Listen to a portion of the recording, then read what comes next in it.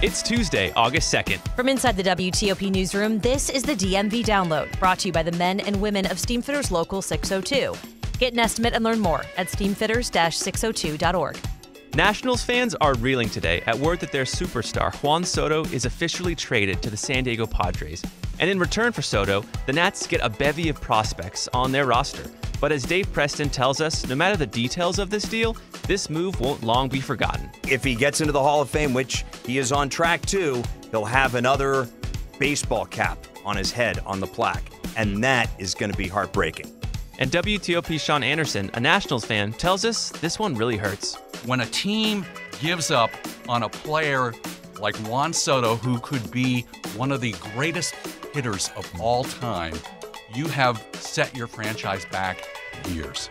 And from one pastime to another, we introduce you to a Maryland man who's gained 30,000 followers building detailed movie scenes entirely out of Legos. Then really trying to match that frame color for color, piece by piece, pixel by pixel, so that it's as close to it as can be done. Thanks for joining us. I'm Megan Cloherty. And I'm Luke Garrett. Soto is no more in Washington, as the team's famed outfielder, slugger, and star of the 2019 World Series team says goodbye in favor of the sunnier, beachier pastures of San Diego. We have with us two of WTOP's Nats experts to break this down. Dave Preston from our sports department and anchor and Nationals fan Sean Anderson, who might have lost a little of his spark today, Sean. Oh, my gosh. This is one of the worst days in Washington sports history. Oh, okay. Well, that's a good place to start. It's not easy. I would say, as the thing is, we knew this day was coming. I think maybe the saddest day was maybe the first Joe Gibbs retirement, because it was the end of an era at the time. You're putting it up there. This I think is the end of an era from the standpoint of the 2012 to 2019 run, where they made the playoffs 5 times. They won a World Series in 2019. A period is officially put at the end of that sentence. If Juan Soto had not been traded, we could still, even though this team is not what they were in 2019, you could still say, okay, they still have that guy and they can build around him. Now they're building around other guys, and now we move on, and that era is, the good old days are now officially the good old days, as in not now. Wow. Let's get into the details of this trade exactly. What are the Nationals getting, and what are the Padres getting? There are 2 major leaguers right now coming to Washington if this deal comes through. Mackenzie Gore's a pitcher, a rookie shortstop C.J. Abrams. Both of them are very young. Both of them are very raw. Both of them are very green. Then there's 3 prospects. Robert Hassel III, outfielder James Wood. They're both outfielders. Right-handed pitcher Jarlin Cesana. Those 3 guys are all in A-ball, which is the lowest level of minor league baseball. So these guys are 2, 3, maybe even 4 years away from making it to Washington. You know, and a lot of these prospects don't make it to the majors at all. And what does this mean, Sean, for fans? I mean, is it just sort of like as a gut punch? Or, I mean, how do the Nats, they're not doing so hot, that's for sure. No. So what does it mean for fans that now this big-time player is leaving? Gut punch would be a soft way of putting this. This is the metaphorical detonation of the Washington Nationals franchise. Wow. Yes. I mean, think of this. Put this in your mind. So in a few months, they're going to blow up RFK Stadium, and somebody's going to sit there with a plunger. Today, the plunger was pulled down on the Nationals as we know them. And they are on the verge of long-term irrelevance here. I mean, we are talking, if you go a little bit north to the Baltimore Orioles, and they had a playoff team in the mid-2010s, okay, they got rid of a bunch of people. They didn't have somebody on the level of Juan Soto, but they moved out a bunch of people, and it took them 7 years to get back to the point where they might be competitive here in the next couple of years. Let me just throw this one story out as a fan, okay? One of the most famous stories in baseball is the curse of the Bambino. Yes. Where the Boston Red Sox sold off Babe Ruth in 1920 to a guy named Harry Frazee so he could get money to fund the Broadway show No No Nanette. And as Dave Preston, who's from New England, wicked tough to stomach over those 86 years. 86 years before the Boston Red Sox won a World Series title. That was the curse of the Bambino. Today, it's the curse of the Childish Bambino. This is when a team gives up on a player like Juan Soto, who could be one of the greatest hitters of all time, you have set your franchise back years. And that's, I think, as Dave, Dave is the expert on, figuring out whether a trade could be good, in terms of, what value do you get back for a player. Right. People go to baseball games. Most people go to baseball games and follow baseball teams on emotion.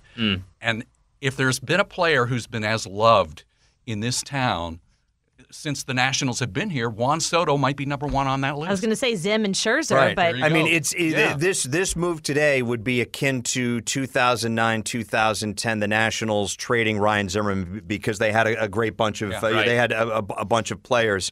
It's akin to trading, we're going to go, heavy duty wine, Kippy and Buffy, akin to trading a Magnum of Silver Oak, which is a fantastic Cabernet for a bunch of grapes that some of them look good, some of them, there may be something wrong with them. I think short term, Sean, I think 50 wins would be a victory for this. I think because also Josh Bell, their most productive bat this year, he's gone too. And even whoever they get back, it's going to be a struggle for this team to win 50 games. Yeah. And that is, it's almost akin, and 50 wins in baseball, it's like the SAT. You get 400 points for signing your name.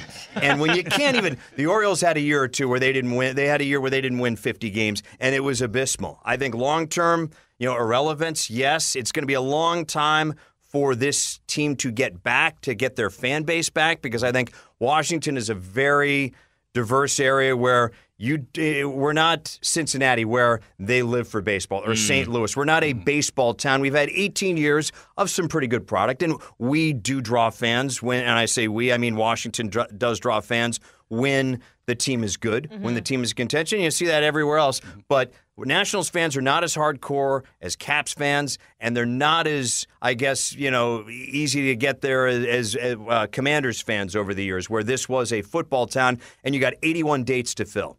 And the reason why a lot of people go is to see number 22 in right field. He's not going to be in right field anymore. It's a shame that they don't have him anymore because, as Sean mentioned, a generational player. Who knows where this story ends, but he's no longer a Washington National, and that just stinks from a fan standpoint. It stinks from somebody who covers this team looking for good stories standpoint. And so did the Nationals front office mess this up? I mean, did they just not offer enough money, a few weeks back when they put down that $400 million deal? Messing up. That's an interesting way of putting it. Yeah. If you're you might use stronger language. if you're Juan Soto, I mean, I don't think anybody in baseball history has been in the position of Juan Soto, right? 23 years old, already you are considered the best hitter in baseball. Yeah. And we had no idea who he was because it was Victor Robles who was the hot guy in 2018. Exactly. And all of a sudden, here comes Juan Soto. I thought, because I have a theater background a little bit, I thought it was like Joe Hardy from frickin' damn Yankees. And I thought Davey Martinez was going to do a dance and sing You Gotta Have Heart. I mean, this guy came from out of nowhere. Right. And to be as good as he was, as early as he was in his major league career, and then sustain that. We've seen a lot of one-hit wonders. Juan Soto is the true deal. And even slumping, he's still one of the best players in the game. And if you're Juan Soto, I mean, your agent is telling you in 2-3 years you're going to get, name a price, $50 million a year or whatever it is. I mean, why shouldn't you wait? I don't blame Juan Soto for waiting. And if I'm a gazillionaire and I'm going to buy the Washington Nationals, which the Lerners are trying to sell, I don't know. I think I want at least Juan Soto as a drawing card, because right now Juan Soto is the only reason to go to the ballpark or watch the game on TV. I was going to say, if you're not a huge baseball person and you don't know a lot about this, the story here is interesting too, because he kind of grew up in this franchise. Right. He came here in 2015, and the loss is really it is emotional, Sean. And last night he had this game where he hits off Scherzer. It kind of was almost like a movie. Can you describe that moment as a fan? Knowing that this was almost inevitable, it was like a movie. And it was, unfortunately, though, the movie that you could anticipate the ending to. Yeah. So at least it was a pleasing ending. Yeah. Maybe it wasn't an unpredictable ending. It was okay, if he went out, at least we got to see Juan Soto that one last time do the Juan Soto thing. What hurts is that he leaves, and yes, he won he was on the World Series winning team here, but he leaves, and he's probably going to play the majority of his career somewhere else. He's probably going to win an MVP if he does win an MVP somewhere else, because even though I thought he should have won last year instead of Bryce Harper, he didn't win the MVP. So there is the distinct possibility, and I would say if he gets into the Hall of Fame, which he is on track to, he'll have another baseball cap on his head on the plaque, and that is going to be heartbreaking. Oh my gosh. That's a sting. I mean, the tragedy is he had so much potential still left. Right. And he's leaving now. And I mean, you hate to play with other people's money. I do it from time to time.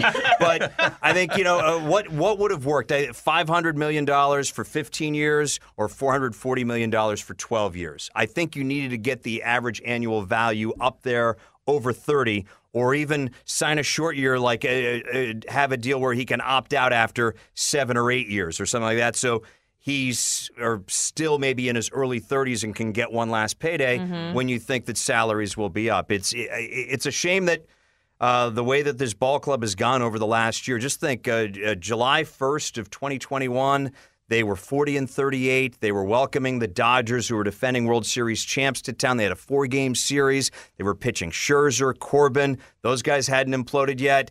And Kyle Schwarber gets hurt. Yan Gomes gets hurt. Things go sideways. They then trade everybody who they were going to trade that year, from Schwarber, who's hitting a ton of homers for Philly now, Trey Turner, who's a great offensive player at a defensive position, who I thought moving forward, Turner and Soto were going to be your 2 and 3 hitters for the next 5-10 years when this team would get back into contention. And those guys are all gone. It's a shame.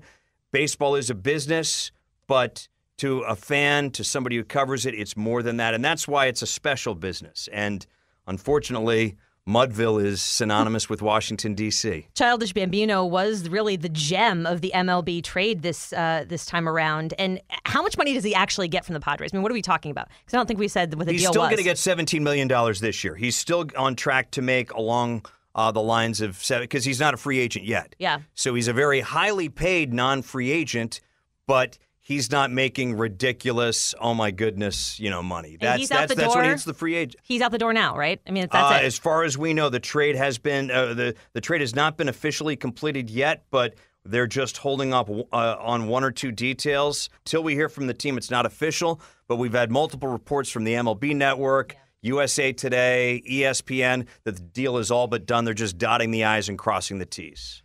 Parting words for Nats fans at this point. What do you have to say? Number one, it's going to be hard for me to go back to the ballpark, at least for a while.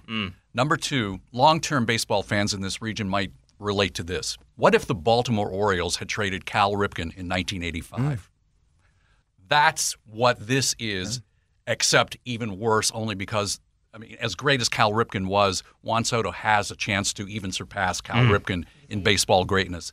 And that's where we are right now as Washington fans. It'll be interesting when the Nats play the Padres next weekend to see how this is all going to shake out in real time. I hope it's not a Soto bobblehead night for the home team. I think they've already had their bobblehead night with him this year. Well, bobblehead or not, it's going to be weird seeing Juan Soto don a Padres jersey.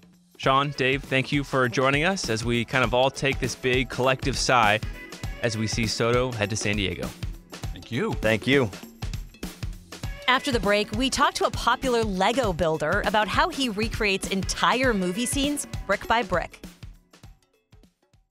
Backed by the experience of its hardworking members, Steamfitters Local 602 is ready to take on your next commercial, heating, cooling, HVAC, or refrigeration project. Steamfitters Local 602 adds value to our community through its partnerships with local contractors and building owners, all while keeping the focus on improving the lives of its members and their families throughout the DMV. For work that's on time and on budget, go to steamfitters-602.org to schedule your next project. That's steamfitters-602.org. Steamfitters Local 602, changing lives. Thanks for listening to the DMV Download. If you like this show, give us 5 stars and leave us a review on Apple Podcast. We love hearing from you guys, and your reviews really do help other listeners find this, our area's only in-depth daily local news podcast. And thank you for making us a part of your day.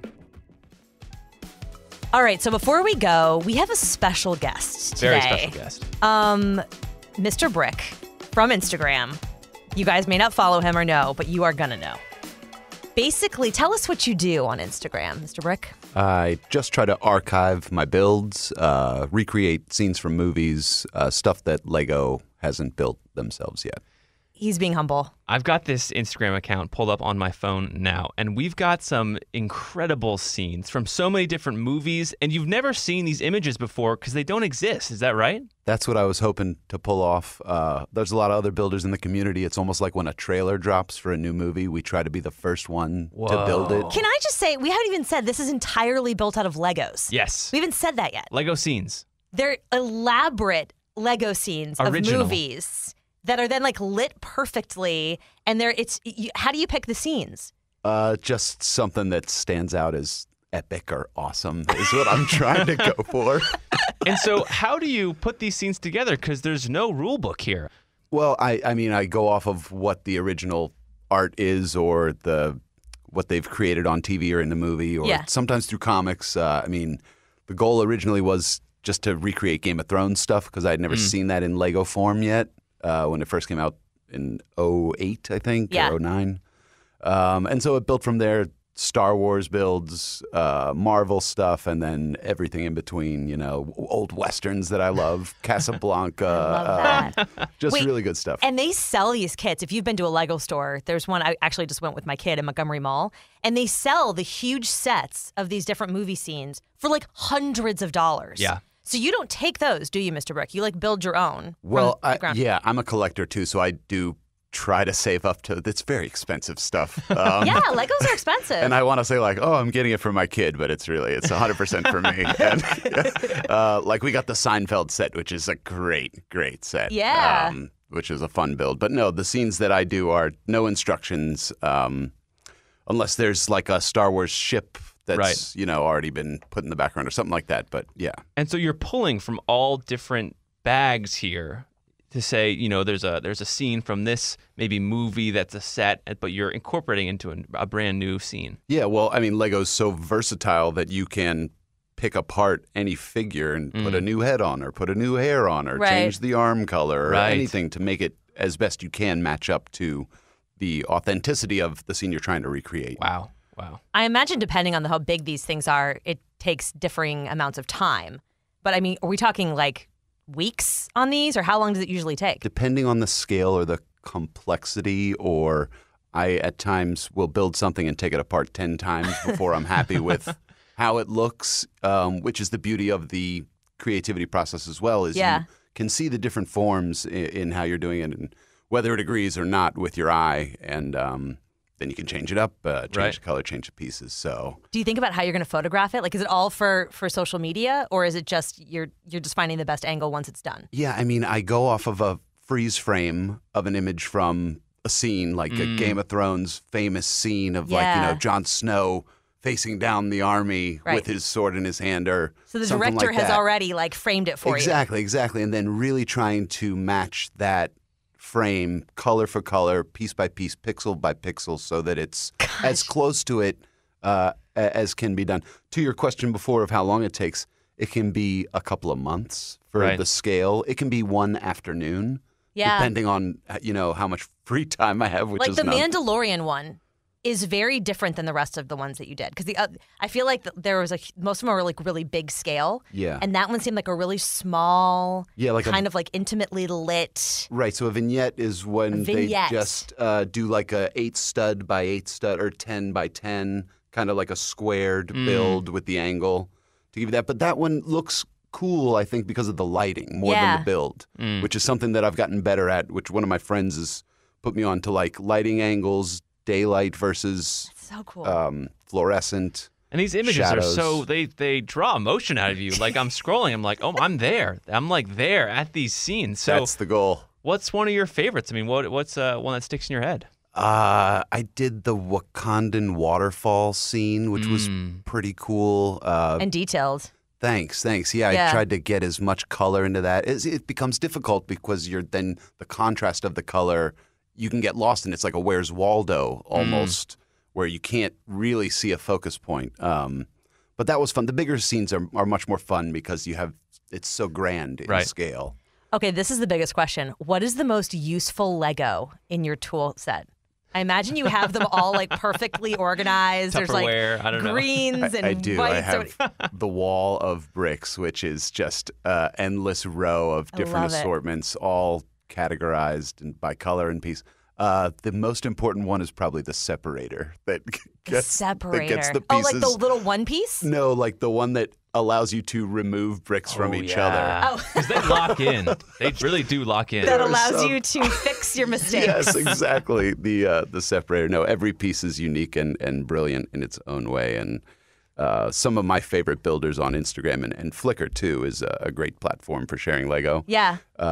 They take a piece like a hairpiece and they turn it into a tree or something like that. And it's just really, really cool, creative, off the wall, out of the box thinking that I don't know, like I can't draw, but I have an urge to be creative in an art form or I was going to say it's art. Right. It is art. So, yeah, well, what I'm doing is kind of jokey, but some of these guys are actually brilliant artists. And what they can do with this little piece of plastic is really incredible. Yeah. So I'm very grateful to be a part of this community and be able to share some of my work, too. Mr. Rick has a lot of followers, too, just saying. 30K. Yeah, become one of them. I just did.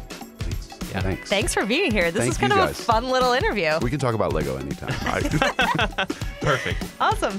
And that'll do it for us today on the DMV Download. We're sponsored by Steamfitters Local 602. Our managing editor is Craig Schwab, and our music is by Real Worlds. Give us a review and rate our show if you get the chance, and follow us on social media where we post content every day from behind the scenes. You can find out more about this podcast and become one of our VIP listeners at dmvdownload.com. The DMV Download is a product of WTOP News. Listen on 103.5 FM in the D.C. area, 107.7 FM in Virginia, 103.9 FM in Frederick, Maryland, online at WTOP.com, and of course on the WTOP News app. Have a good night and see you tomorrow.